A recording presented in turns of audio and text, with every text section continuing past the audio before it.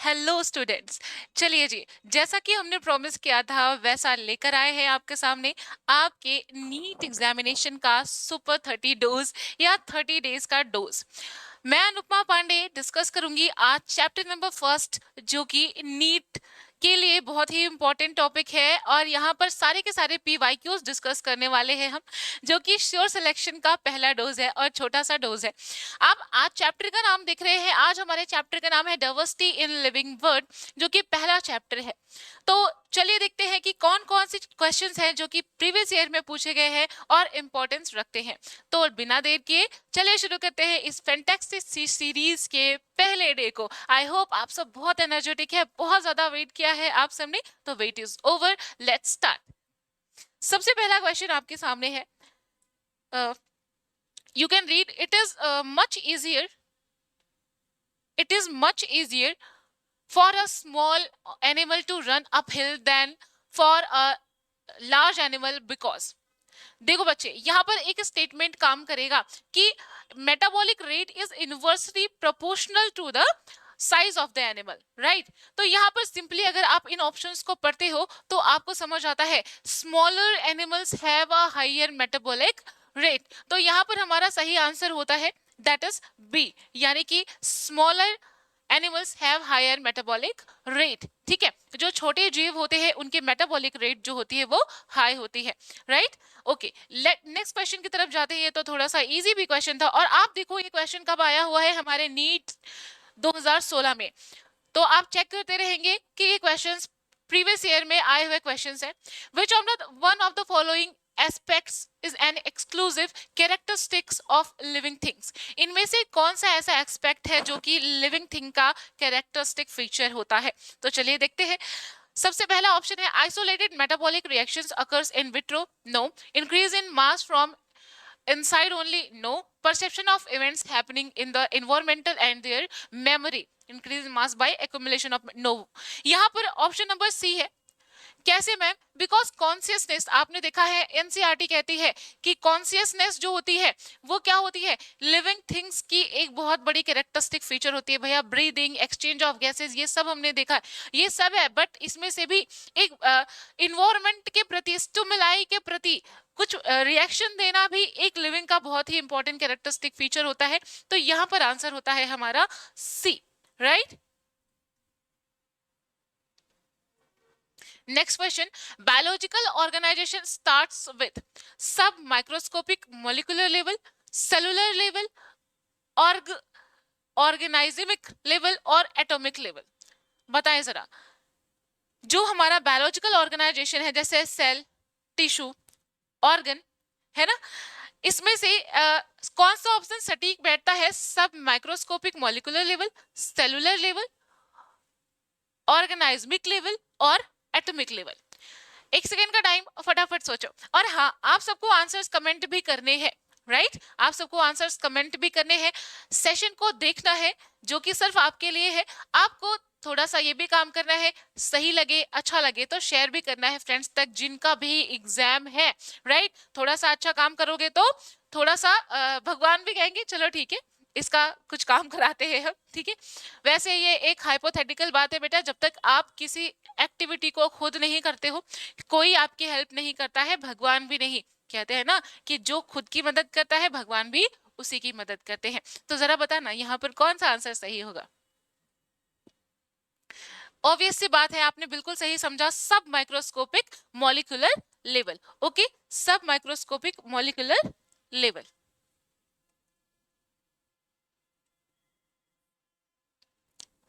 Next question,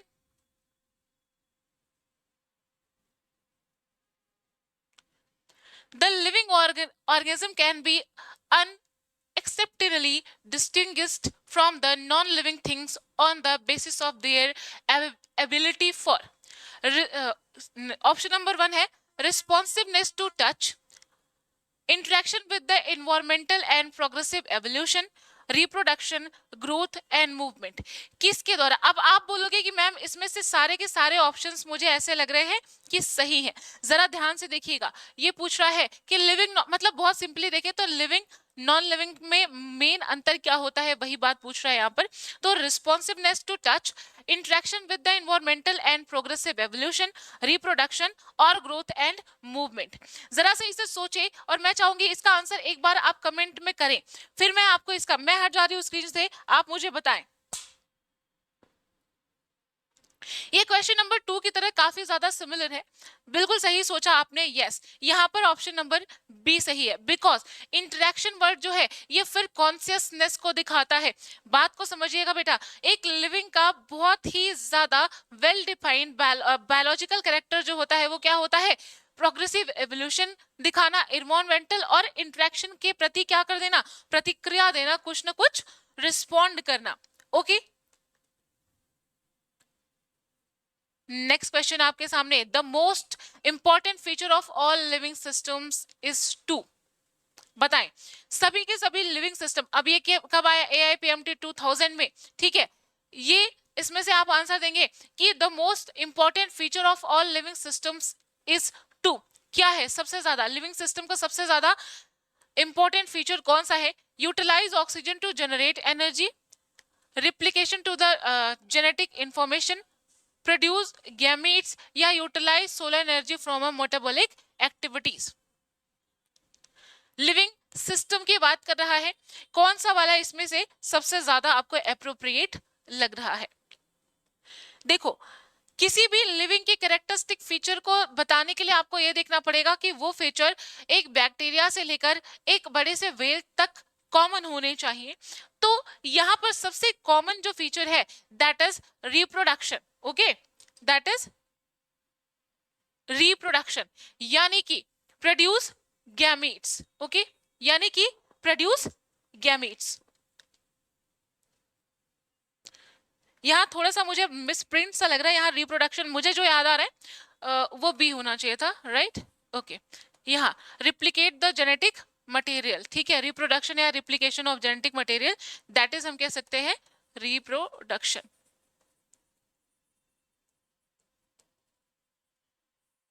ठीक है,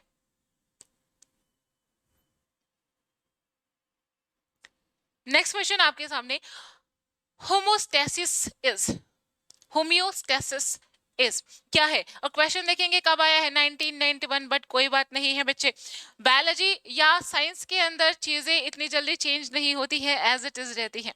तो इस चैप्टर का इंपॉर्टेंट क्वेश्चन है ये, होम्योस्टेसिस क्या है? Tendency to change with change in environment, tendency to resist change, disturbance in regulatory control, plants and animals extracts used in homeopathy.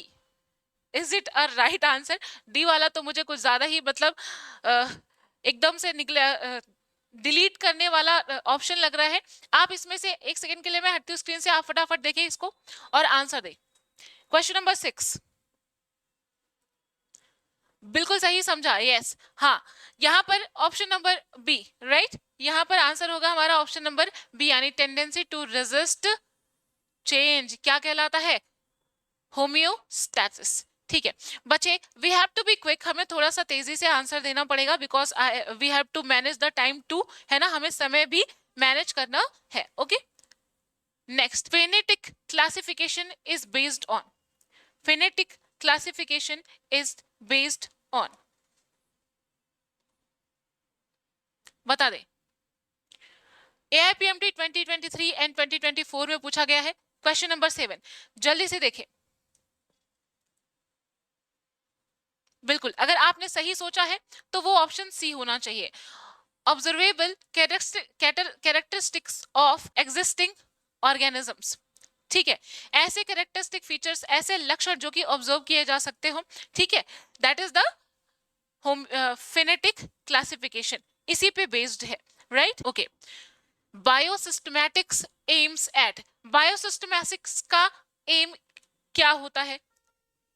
Option number A देखेंगे, the classification of organisms based on broad morphological characters, B delimiting various taxa of organisms and stabilizing their relationships. या C, the classification of organisms based on their evolutionary history and stabilizing their phylogeny on the totality of various parameters from all the fields of studies. या D, identification and arrangement of organisms on the basis of their cytological characteristics. एक बार मैं side होती हूँ, फटाफट आप option को पढ़िए, तेजी से पढ़ेंगे. क्वेश्चन नंबर 8, आई होप पढ़ लिया है. ठीक है, तो बिल्कुल अगर आप यहां देखें, बायोसिस्टमैटिक्स जो एम करता है वो क्या करता है, the classification of organisms based on their evolutionary history and stabilising their phylogeny on the basis of totality of, ठीक है, various parameters from the field of studies. Right, बढ़िया. आई होप कि ये चीजें आपको एक क्विक रिवीजन देंगी, आपको हर एक चैप्टर का एक क्विक रिवीजन देंगी, और आप एक एक टॉपिक से देखिए, मैंने इजी टू मॉडरेट, मॉडरेट से लेकर हाई तक के सारे क्वेश्चंस रखे हैं इस चैप्टर के प्रोबेबल. तो आई होप ये आपको बहुत ज्यादा हेल्प करेगा, क्योंकि अभी आप भरे पड़े होंगे स्ट्रेस से कि पता नहीं मुझसे हो रहा है या नहीं, बट आई प्रॉमिस, मुझे ऐसा लग रहा है कि जो भी देख रहा है वो हर एक आंसर को बहुत आसानी से दे पा रहा है. राइट, तो हाँ, अब देखो क्या है, तुम ही बच्चे हो ना जो सेलेक्ट होते हो बेटा, कोई ऐसे आसमान से फरिश्ता नहीं है, और फरिश्ते को करने की क्या जरूरत है नीट. ठीक है, तुम्हें करना है और तुम कर पाओगे. ठीक है, तुम ही कर पाओगे. नेक्स्ट क्वेश्चन इज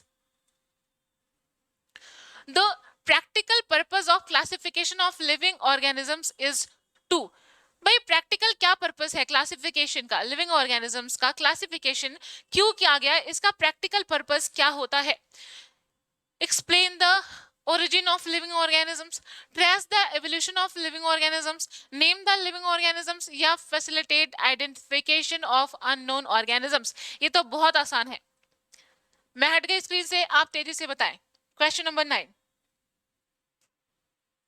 सिंपल सी बात है, तुम्हें यही बताया गया कि आप कोई नया जीव लेकर आते हो, किसी एक अननोन से जीव को लेकर आते हो, उसको एक नई आइडेंटिफिकेशन देने के लिए.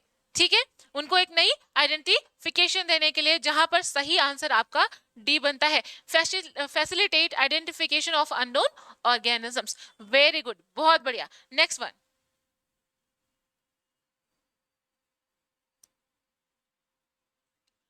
The book Genera Plantarum was written by, wow, it is a so बहुत ही इजी क्वेश्चन है, और मेरी भाषा में हलवा क्वेश्चन है, it is a halwa question. Right, तो देखो भाई, इसका आंसर दो, तेजी से बताओ बेटा. मैं हट गई स्क्रीन से, तुम देखो किसने दिया था. Options are Engler and Prantl, Bentham and Hooker, Bessey या हचिनसन. कौन थे? बहुत बढ़िया, यस, यहाँ पर बहुत टाइम नहीं देना है, तो बेंथम एंड हुकर. देखो ये सब क्वेश्चंस अगर ऐसे होते हैं तो दे आर हलवा क्वेश्चंस, इनको तेजी से करिए, और जो टाइम टेकिंग क्वेश्चन है उनके लिए थोड़ा सा समय बचाइए. जैसा कि आप देख सकते हैं कि हमारा जो नीट का पैटर्न है वो स्टेटमेंट या फिर एसेशन रीजन वाइज जब ज्यादा होता है तो हमारा टाइम ज्यादा लेता है. तो आपको स्मार्टली ये करना है कि जो ऐसे क्वेश्चंस हो उनको तेजी से करें, और जो ज्यादा लंबे चौड़े हैं उन्हें पढ़ने के लिए यहां से समय को बचाते चलें. Okay, next question, an important criterion to modern day classification is, an important criterion to modern day classification is, क्या है? resembles in morphology, anatomical and physiological traits, breeding habits, presence of or absence of notochord. ये भी हलवा question है, जल्दी बताओ. Question number 11, वैसे भी 11 बहुत कहते हैं ना कि बहुत लोग मानते हैं बहुत शुभ है, तो इसको जल्दी से बताओ. क्वेश्चन नंबर 11 क्या होगा आंसर यहाँ पर? बिल्कुल सही पकड़े हैं, जी हाँ बी. तो आपको यहाँ समझना है एनाटॉमिकल एंड फिजियोलॉजिकल ट्रेट्स होते हैं. ठीक है, तो अगर हम देखें इंपॉर्टेंट क्राइटेरियन जो होता है वो क्या है हमारा, फिजियोलॉजिकल ट्रेट्स एंड एनाटॉमिकल. ठीक है, तो ऑप्शन नंबर बी यहाँ पर सही है. नेक्स्ट क्वेश्चन की तरफ मूव करें. देखिए, the term new systematics was introduced by, new systematics का टर्म किसने इंट्रोड्यूस किया था? Who introduces the term new systematics. कुछ बच्चे ऐसे होंगे जो कहेंगे कि कुछ सर्टेन पार्ट्स जो है वो यहाँ से हटे हुए हैं, ठीक है, जो अभी न्यूली, अच्छा इसकी मैं एक वीडियो बना दूंगी आप लोगों के लिए। कुछ बच्चे कमेंट्स भी करते हैं वीडियोस के नीचे कि ये हमारे सिलेबस का पार्ट नहीं है, दिस एंड दैट। बच्चे एक बात और समझ लो कि जो सिलेबस का पार्ट नहीं है, हम मानते हैं कि 90% या 95% बायोलॉजी के अंदर एनसीईआरटी ही आती है, but we have to be prepare for rest 5% too, right. और हमें देखना है कि कौन से चैप्टर का किस टाइप का क्वेश्चन ओरिजिनेट हो सकता है, पुटअप हो सकता है, राइट। एंड आप बच्चे जब ये सोचते हैं कि नहीं, बिल्कुल हम ये सोच कर आते हैं कि हमारे बच्चों के लिए क्या इंपॉर्टेंट है क्या नहीं है, राइट। तो बिल्कुल इस क्वेश्चन को देखेंगे, न्यू सिस्टमैटिक्स टर्म किसने क्वाइन किया था, 1998 में पूछा गया क्वेश्चन है, क्वेश्चन नंबर 12।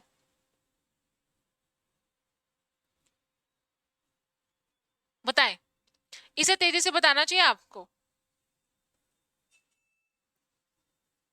बिल्कुल, जूलियन हक्सली, बिल्कुल सही है। बेंथम हुकर ने नहीं, लेनियस ने नहीं, किसने, जूलियन हक्सली ने। अच्छा, इसी के साथ लास्ट में मैं एक आपका क्विज का क्वेश्चन भी देकर जाऊंगी। मैं चाहूंगी कि लास्ट वाला क्वेश्चन का आंसर आप मुझे कमेंट सेक्शन में जरूर से जरूर दें, ठीक है। अभी नहीं, अभी चलते रहो। Next, in the taxonomical categories, which hierarchical arrangement in ascending order is correct in case of animals? भैया बहुत रिसेंट में पूछा गया क्वेश्चन, 2022 2022 का क्वेश्चन है, और कितना आसान है ये नीट एस्पिरेंट्स जानते हैं। ये क्वेश्चन बहुत ही ज्यादा आसान है। जल्दी से बताओ क्या हायरार्की होती है, जल्दी से। फिर मैं आपको एक ट्रिक भी बताऊंगी इसे याद करने की, जल्दी बताओ।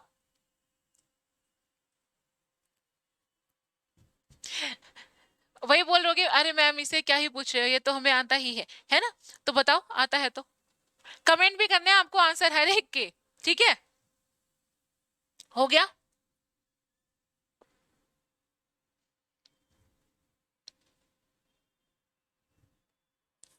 यहां पे डी आंसर सही है।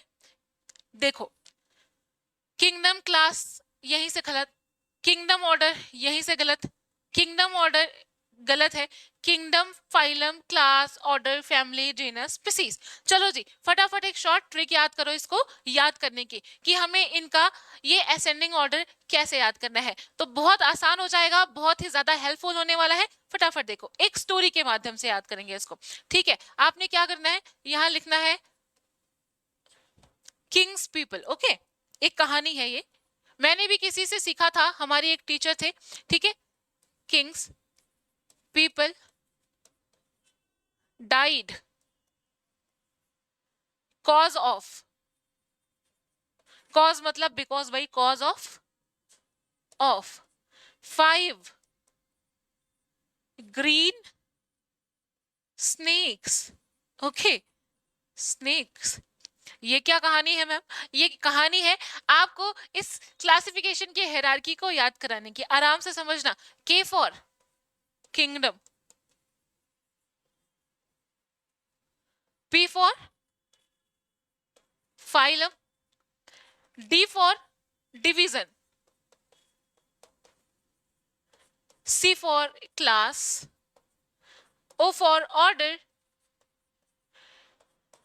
5 यानी कि एफ फॉर हमारा क्या हो जाएगा यहाँ पर फैमिली, और G for genus, S for species. कितना इजी है, ठीक है, कितना इजी है। मैंने भी इसे मेरे टीचर से सीखा था and it is very very helpful till the date. मुझे बहुत ज्यादा आसान लगता है, आपको भी आसान लगेगा इस ट्रिक को याद करना, राइट। तो देखो कैसे आसानी से यहां से सॉल्व हो गया हमारा, kingdom phylum class order family genus and species, ठीक है।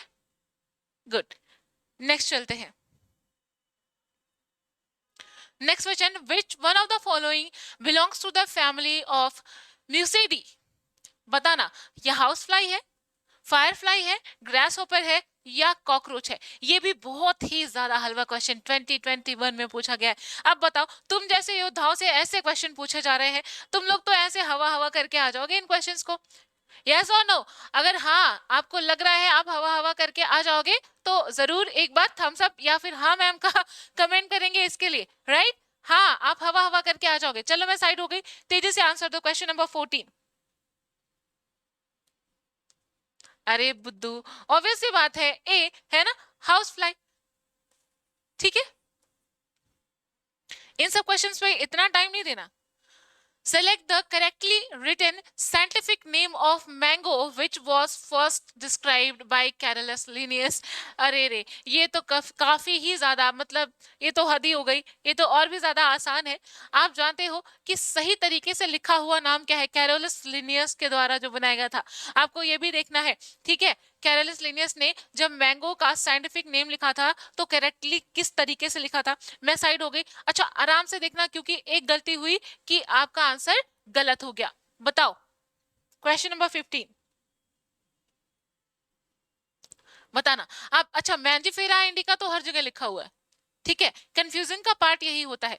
कैरोलस लिनियस ने इसको मैंजिफेरा इंडिका लिन, है ना, लिन क्यों? लिनियस के नाम का लास्ट पॉइंट यहाँ पर लिन जोड़ दिया जाता था ना। ठीक है, हाँ बिल्कुल, मुझे लग रहा है आप सबने सही ही गेस किया होगा, that is a. Okay, next one, which of the following is against the rules of ICBN.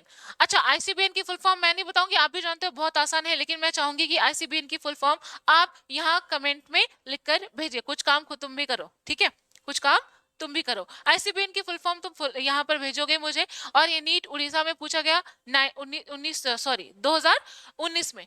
ठीक है, क्या था, मतलब रूल्स के अगेंस्ट क्या है? Handwritten scientific names should be underlined ना, every species should have a genetic name and a specific epithet। सही, scientific names are the Latin and should be italicized। generic and specific names should be written starting with small letters। यहाँ पर catch है, जल्दी से answer बताओ, मुझे लग रहा है आप पकड़ पा रहे हैं इसका आंसर को। बताएं क्वेश्चन नंबर 16। बिल्कुल, 16 का यहाँ पर आंसर नंबर डी है, generic and specific name should be written starting with small letter. बिल्कुल नहीं, ठीक है, ये आईसीबीएन के अगेंस्ट है, वो कैपिटल लेटर में लिखा जाना चाहिए। ठीक है, वो कैपिटल लेटर में लिखा जाना चाहिए। Next, nomenclature is governed by certain universal rules, which of the following is contrary to the rules of nomenclature। बता दे, nomenclature is governed by certain universal rules, which of the following is contrary to rules of nomenclature। बताएं question number 17। आप लोगों ने Covid का री exam री NEET दिया था क्या? इसका भी बताइएगा किस किस ने कोविड वाला एग्जाम दिया था। ठीक है, ये क्या करता है बेटा, हमारा कनेक्शन बनाता है कि हम भी जान पाए कि आप कौन सी जनरेशन, देखो कोविड की जनरेशन को कोविड जनरेशन ही कह दिया गया, राइट, तो मुझे पता चले कि आप कौन सी जनरेशन है। ठीक है, क्या आपने कोविड में एग्जाम दिया था, नहीं दिया था, कैसा हुआ था, कैसा उसका डिफिकल्टी लेवल था, ये सारी बातें आप हमसे शेयर करें, because we have the that system online वाला, जिससे आप हमें कमेंट्स कर सकते हैं और हम उसी से आपको जान सकते हैं, राइट। खैर ऑफलाइन भी आइए, मिलते हैं, राइट, लेकिन ऑनलाइन में यही सुविधा है कि आप हमें कमेंट करें और मजा आए तो फिर ऑफलाइन भी आए। ठीक है, ओके, क्वेश्चन नंबर 17 देख ले जरा।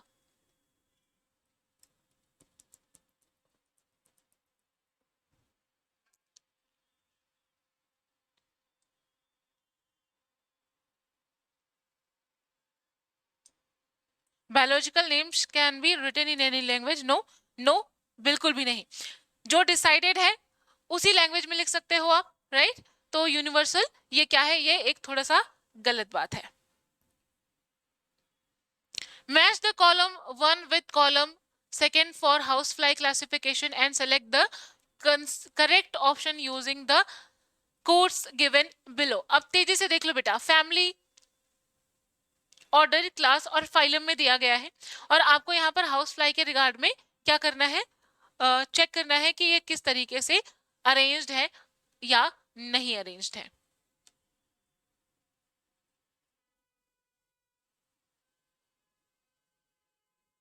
चलो देखो, मैं थोड़ा साइड हो जा रही हूँ, पढ़ो क्वेश्चन नंबर 18। और मैच द फॉलोइंग वाले क्वेश्चंस काफी ज्यादा कंफ्यूजिंग हो जाते हैं आपके लिए, लेकिन मुझे लगता है सबसे आसान होते हैं, क्योंकि दोनों के आंसर सामने, राइट, दोनों के आंसर सामने सामने होते हैं।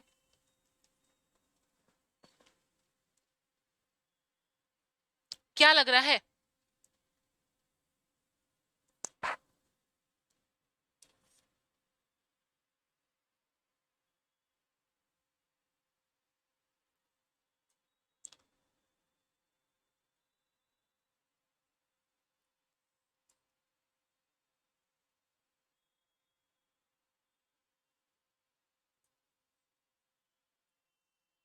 ओके ओके, तो इसको एक बार मैच करिएगा। और अच्छा क्वेश्चन है, 2016 में आया है, रिसेंट में आया है, ये सब तो आपको पता ही है। The common characteristics between tomato and potato will be maximum at the level of the year. आप जानते हो जितना ज्यादा हम बड़े सिस्टम की बात करेंगे, जितना ज्यादा हम बड़े क्लासिफिकेशन की बात करेंगे, उतना ज्यादा सिमिलैरिटीज हमको क्या मिलेंगी, मतलब ज्यादा मिलेंगी, ज्यादा लोगों में ज्यादा सिमिलैरिटीज मिलेंगी। जैसे जैसे हम क्लोज आते चले जाते हैं, जैसे स्पीसीज जीनस तक, वैसे वैसे सिमिलैरिटीज कुछ लोगों में ज्यादा मतलब बहुत मैक्सिमम होती है, लेकिन पॉपुलेशन की जो होती है डेंसिटी वो कम हो जाती है।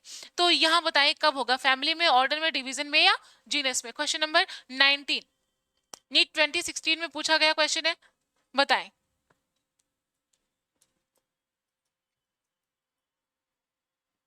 अभी वही हायरार्की 5 स्नेक वाला, ग्रीन स्नेक वाला बात याद करेंगे, ठीक है? तो ऑब्वियस सी बात है, जब वो फैमिली में होंगे तो क्या होगा, इनमें सिमिलैरिटीज हमें मैक्सिमम देखने को मिलेंगी। जैसे जैसे हम नीचे आते चले जाएंगे, वैसे वैसे इनकी सिमिलैरिटीज जो होंगी वो अलग होती चली जाएंगी, ठीक है? तो नेक्स्ट क्वेश्चन है, स्टडी द फोर स्टेटमेंट। आ गया स्टेटमेंट, बोला था। चलो, study the four statements first to fourth given below and select the two correct ones out of them, ठीक है? दो करेक्ट यहां से आपको क्या करने हैं, सिलेक्ट करने हैं। पहले पढ़ते हैं, definition of biological species was given by Ernest Mayr. Is that true? पहले देखते रहो। Photoperiod does not affect reproduction in plants. Binomial nomenclature system was given by R.H. Whitaker. In unicellular organisms, reproduction is synonym with growth. आप बताएं। अच्छा, बहुत easily लिखा हुआ है और इजी टू अंडरस्टैंड है, ये बहुत आसानी से लिखा है और बहुत इजी टू अंडरस्टैंड है। अच्छा, कुछ बच्चों की शिकायत मुझे समझ में आ रही है, उन्हें ये लगेगा ये लेक्चर देखने के बाद कि ये इंग्लिश में ज्यादा है, ठीक है? ये ज्यादा इंग्लिश में है। पहली बात तो बेटा लेट मी कंफर्म कि आपको चीजें आगे इंग्लिश में ही पढ़नी पड़ेंगी, ये हार्श रियलिटी है, ठीक है? It is the truth. देखो, एक दिन अचानक कोई चीज सर पे पड़े, इससे अच्छा है कि डेली थोड़ा थोड़ा थोड़ा थोड़ा उसका डोज लेते रहो, एक दिन वो इजी हो जाएगा, हमें उतना वो टफ लगेगा नहीं, ठीक है? हालांकि मुझे लगता है कि आपको समझने के लिए चाहिए, तो I will try, I am not promising, मैं प्रॉमिस नहीं कर रही हूँ, पर मैं पूरी कोशिश करूंगी कि नेक्स्ट हमारे जो लेक्चर्स हो उनमें मैं हिंदी भी शामिल कर सकूं, ठीक है? Okay, happy? हाँ, तो नेक्स्ट लेक्चर से आई विल ट्राई कि मैं इसमें हिंदी भी शामिल कर सकूं। हालांकि बच्चे रियलिटी तो यही है कि आपको इंग्लिश में ही पढ़ना पड़ेगा आगे, ठीक है? अभी तक वही है ना, जब तक स्पून फीडिंग मिलती रहती है हमें हमें खुद के हाथ से खाने की आदत नहीं होती। तो आज से ही गिरेगा, मैं रिलेट कर रही हूँ, ठीक है? ऐसे मत समझना। आज से ही अगर आप खाना शुरू कर दे अपने आप से, यानी कि थोड़ा थोड़ा थोड़ा थोड़ा सीखना शुरू कर दे, तो एट द एंड पॉइंट आपको उतना टफ लगेगा नहीं, ठीक है? बट आई विल ट्राई, मैं कोशिश करूंगी, ठीक है? चलो देखो, फटाफट देखो इसको और आंसर दो मुझे। आप सब तो अच्छे बच्चे हो, ओके, आई होप देख लिया, ठीक है? तो आप जानते हो यहां पर फर्स्ट स्टेटमेंट और फोर्थ स्टेटमेंट जो है वो क्या है, करेक्ट है। जैसे कि यहां पर ऑप्शन नंबर सी करेक्ट है, यानी कि definition of biological species was given by Ernest Mayr. In unicellular organism reproduction and synonym of growth. हम जानते हैं बच्चे कि एक बैक्टीरिया है बेचारा, ये हंसता हुआ, थोड़ा खतरनाक लग रहा है ना? हाँ, ये जब जाएगा ना, इसको ये समझ आती है भाई दुनिया के लोग ग्रोथ कर रहे हैं, मैं क्या कर रहा हूँ, मुझे भी क्या करनी है, ग्रोथ करनी है। ग्रोथ करने जाता है, ग्रोथ कैसे होगी, सेल डिवीजन होगा। जैसे ही इसमें सेल डिवीजन होती है भाई, तो ये दो बन जाते हैं। अरे रे, ये देखो, वाटर डेस्टिनी ना, दोनों अलग अलग कलर के बन गए, ठीक है? तो दो बन जाते हैं, यानी कि इनकी growth is equal to reproduction, is equal to reproduction. ठीक है, आप सभी बच्चे ऑफलाइन वाली क्लासेस में होंगे तो और बेहतरीन डिस्कशन करेंगे इसके बारे में हम, राइट। और हम ऑनलाइन भी कुछ बेहतर स्टडीज लेकर आएंगे, स्ट्रेटेजी लेकर आएंगे आपके लिए। ठीक है, तो अभी फिलहाल जब तक हमारा नीट एग्जाम आने वाला है, उसके लिए हम लोग इस डोज को डेली ही लेकर आ रहे हैं हम लोग। ठीक है, उसके बाद हम लोग आगे आने वाले आपके नीट एग्जामिनेशन के लिए बेहतर स्ट्रेटेजी लेकर आएंगे, ऑनलाइन ऑफलाइन दोनों ही। इवन ऑफलाइन तो शुरू भी हो गया है, ऑनलाइन भी, राइट।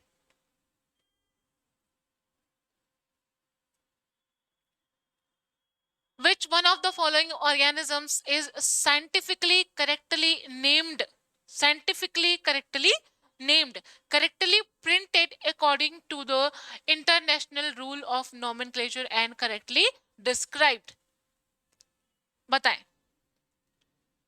2012 AIPMT में पूछा गया क्वेश्चन है। Option number 1 musca domestica, the common house lizard. बिल्कुल नहीं, गलत है। अ रेप्टाइल, रेप्टाइल तो है, हाँ लिजार्ड है। Musca domestica no. Plasmodium falciparum, protozoan pathogen causing the most severe type of malaria. Plasmodium falciparum, no, galat. Felis tigris, the Indian tiger, well protected in Gir forest. E. coli, full name Entamoeba, a commonly occurring bacterium in human intestine. Entamoeba. तो आप बताएं मुझे, मैं हट गई। Question number 21 देखिए, पहला दूसरा तो बिल्कुल सही नहीं हो सकता, बताएं।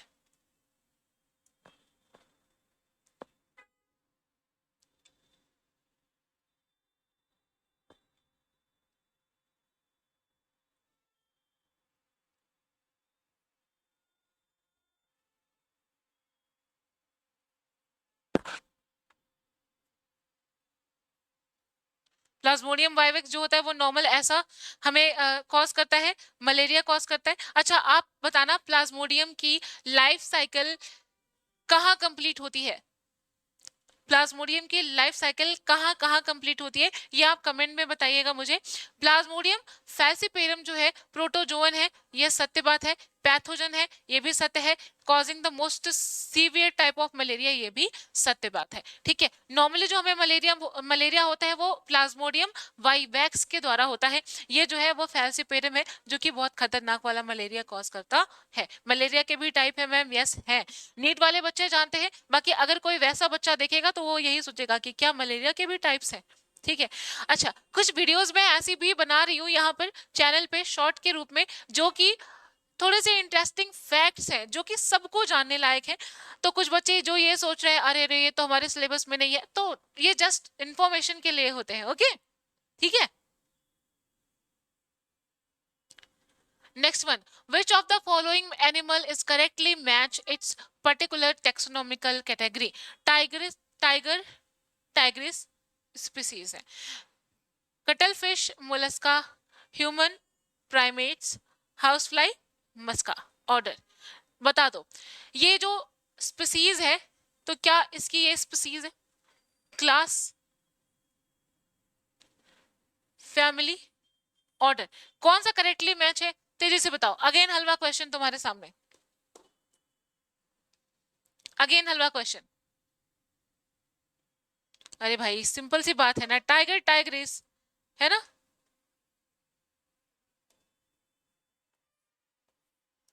इसकी स्पीसीज है ना। नेक्स्ट, आईसीबीएन स्टैंड्स फॉर, अभी अभी मैंने आपसे एक क्वेश्चन पूछा था, अभी अभी मैंने एक क्वेश्चन आपसे पूछा था, मैं नहीं बताऊंगी, ये आपका होमवर्क है, इट इज अ क्विज। ठीक है, ये क्या है आपका होमवर्क है, अभी बता दूंगी तो फिर। अच्छा सबसे इजी वाला दिया मैंने होमवर्क तुम्हें, ये भी समझ लो, इट इज होमवर्क, सबसे आसान वाला होमवर्क दिया है। आईसीबीएन की फुल फॉर्म कमेंट करने की जिम्मेदारी तुम्हारी, आप लोगों की। ठीक है, ये मैं नहीं बताऊंगी, नहीं तो मेरी बात झूठी हो जाएगी। मैंने शुरू में कहा था कि आपको इसका आंसर बताना है। ठीक है, next one, species are considered as real basis basic unit of classification, the lowest units of classification, artificial concept of human mind which cannot be defined in absolute terms, या फिर real units of classification devised by taxonomists. क्या है? Species. Question को पढ़ लिया करें, एक दो बार तीन बार पढ़ लिया करें और तेजी से और फटाफट पढ़ने की आदत डालें। क्वेश्चन नंबर 24,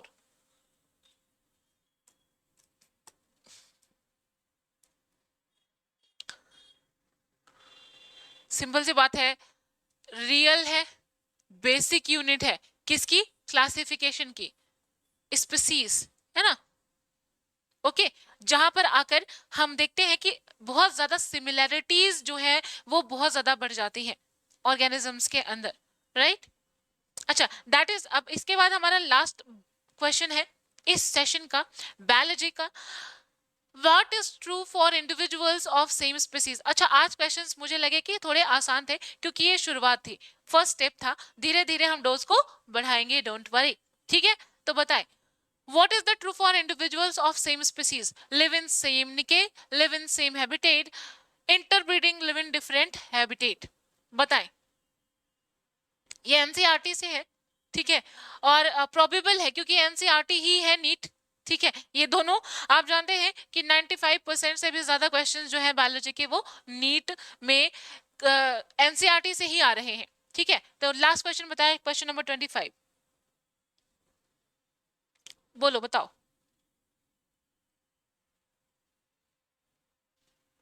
भाई, live in different habitat,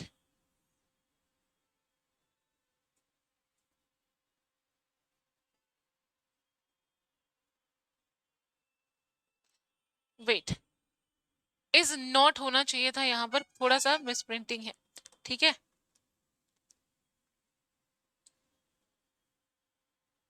What is true for individuals of same species? What is not? ठीक है, देखो, ओके ओके, ठीक है। तो चलिए भाई, आज का सेशन होता है यहाँ पर समाप्त हमारा, ठीक है? I hope you like the session. आज हल्का फुल्का सा डोज था, ऐसे ही रेगुलरली सेशन को देखते रहे अपने नीट की श्योर सिलेक्शन के लिए, और हम भी पूरी पूरी कोशिश कर रहे हैं डेली कुछ अपग्रेड्स, कुछ नया और कुछ बेहतरीन टेक्निक के साथ हम आपके साथ उपस्थित होंगे। We trust you and you should be trusting on us, ठीक है? चलिए मिलते हैं नेक्स्ट सेशन में, आज के लिए इतना ही। तब तक आप सभी बच्चों को all the best for your exam preparations.